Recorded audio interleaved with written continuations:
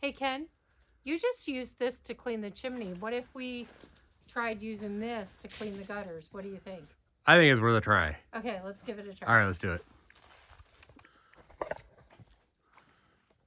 Well, we've got a lot of fir trees around our house, and it seems like all the needles like to collect in our gutters.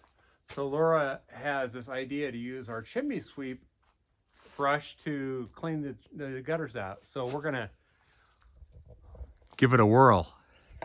So we've kind of experimented on the other side, and we found out this is a two-man job. So one person to hold the drill and squeeze the drill, and the other person to guide this. So here we go.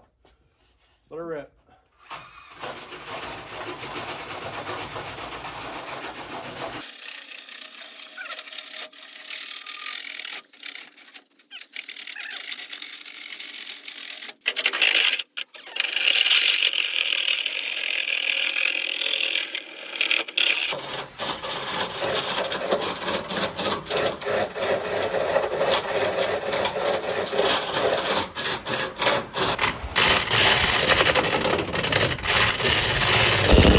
We finally figured out we can use one piece instead of two pieces, so we're going to see how this works. Control it better. I can control it better with this.